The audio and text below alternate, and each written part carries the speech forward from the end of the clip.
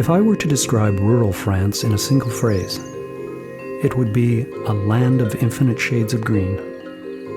Pastoral France is magical.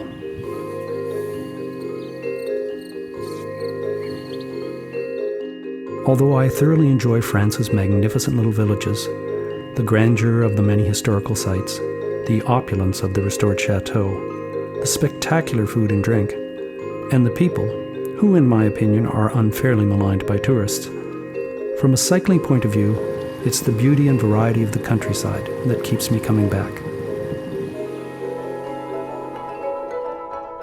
Pastoral France is on full display in the next section of the ride, Cahors to Saint-Jean-Pied-de-Port.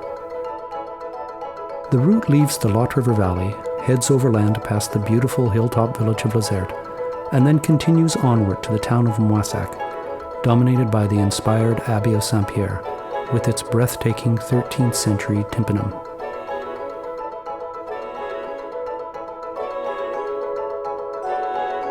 Leaving Moissac, the route follows the towpath of the Canal Lateral, before crossing the mighty Garonne River.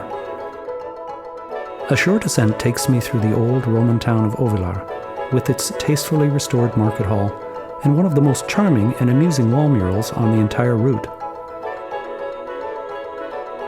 Curiously, the figures on the wall seem happier than most of the pilgrims I run into.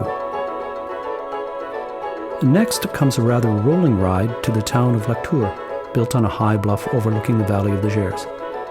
A visit to the Cathedral of Saint-Gervais and Saint-Portais is time well spent, as is a stroll along the town's quaint streets. The subsequent 22 kilometers throws a series of challenging rollers at me. Kilometer up, kilometer down, half kilometer in between. Arriving in Condom, the streets lack people, which is appropriate given the name of the town. Incidentally, there is no connection between the town's name and the English meaning of the word, except for the fact that people who drink a lot should remember to use condoms. And it so happens that Condom, the town, is known for the production of Armagnac, a cousin of the better-known cognac.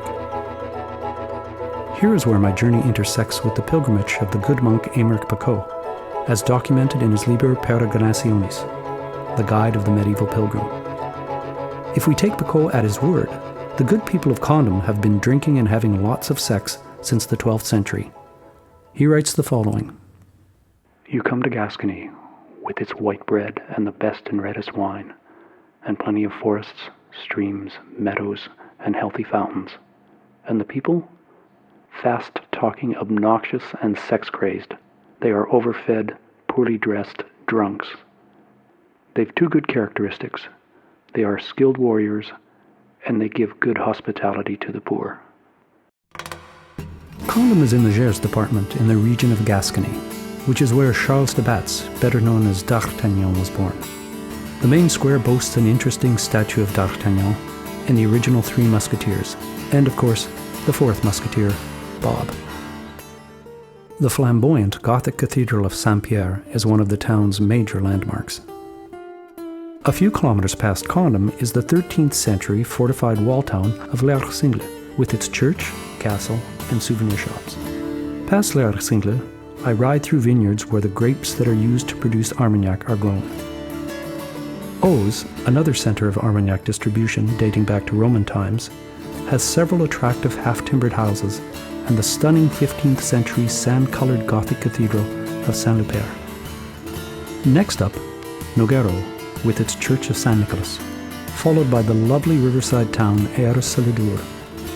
Here is where one begins to feel the influence of Spain. If you're in town at the right time, you can witness the matadors plying their trade at the local riverside bullfighting stadium. Pimbo boasts the ancient collegiate Church of Barthélemy. There has been a monastery at this site since the 8th century. Finally, the day ends in the campsite of the Centre d'Accueil in the non-remarkable town of Erzac-Erzeguet.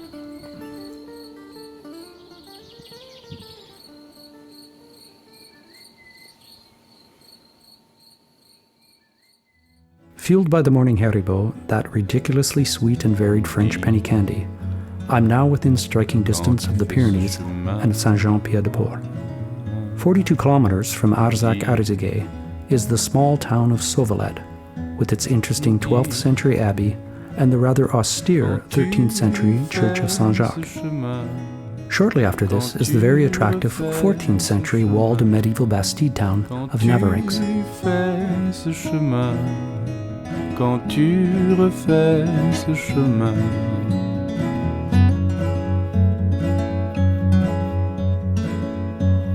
Reviens.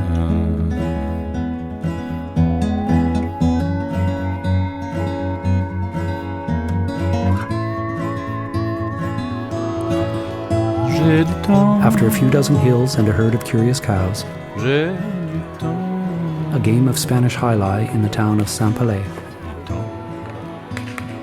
a meeting with some pilgrims and a couple donkeys, and my first sighting of the Pyrenees, I finally arrive in the town of Saint-Jean-Pied-de-Port. Part 2 of my Camino is done.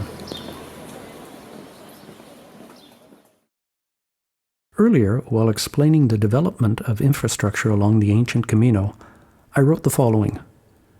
The long relationship between the holy and the commercial had begun in earnest. Welcome to the 21st century example of this relationship, Saint-Jean-Pied-de-Port, aka Pilgrimville. Fandango du Pays Basque, fandango simple et fantasque, pour te danser dans les bras d'un garçon, une fille ne dit jamais non. Tout le village est en fête, et tout le monde est poète. Chacun ce soir ne songe qu'à l'amour, la montagne flirte avec l'amour. Fandango, fandango, rythme tous les bravos, et répète l'écho de Sarah Bilbao. C'est le chant des oiseaux, c'est le chant du ruisseau, c'est le chant de l'amour, fandango. Lest you think the exploitation of the pilgrim/tourist as Saint-Jean is a new phenomenon, I once again refer you to our good friend Aymeric Picaud. This region has some truly vicious toll collectors. They come at pilgrims with weapons and demand an exorbitant fee. If you refuse to pay, they'll beat you up and take the money. The rules allow them to charge merchants and nobody else, but they seize money from pilgrims and anyone else passing through. Even with the commercial tax, when they're supposed to charge 4 or 6 coins, they grab double. Then there are the priests who know exactly what's going on, but who still give the Eucharist and confession, and pray for them and welcome them to church. Until these men publicly make good their crimes and start taking only fair tolls, they should be excommunicated in such a way that it's heard not only in their local churches, but also in the Basilica of Santiago itself, with the pilgrims listening. Ouch! Apparently Aymeric was having a bad day. But when the tourists have finished their train rides, and the trinkets have been purchased, and when the diners have been fed and watered, and the campers are lounging in their camper vans, and when all the pilgrims are safely tucked away in their refuge or gîtes, anticipating either the start or continuation of their long journey, a calm returns to Saint-Jean, and one can imagine what it must have felt like being in this very spot hundreds of years ago. I'm here in Saint-Jean-Pied-de-Port. I think for most people their Camino starts here. I know since I've gotten into town I've run into countless backpackers and cyclists, all getting ready to head over the Pyrenees and head on their way to Santiago de Compostela. For me this represents halfway through the tour. Distance-wise it's a little bit less than halfway. I'm about 715 kilometers of the 1,500 kilometers or so that I have to cover. But psychologically it feels like halfway, because tomorrow I'm out of France and into Spain. The first couple weeks of the tour have been difficult. I've had endless rain, and one of the big challenges has just been keeping my equipment dry. Having said that, I guess I've been a little bit lucky, because up north in Paris they've had monumental rains. The Seine is at its highest level in 35 years, and they've had to close the Louvre and shut down the subways and all sorts of things. So I guess in retrospect I've been lucky. So tomorrow, as I've said, it's out of France and into Spain, and I'll continue on my way along the Camino de Santiago de Compostela, no longer the Chemin de St.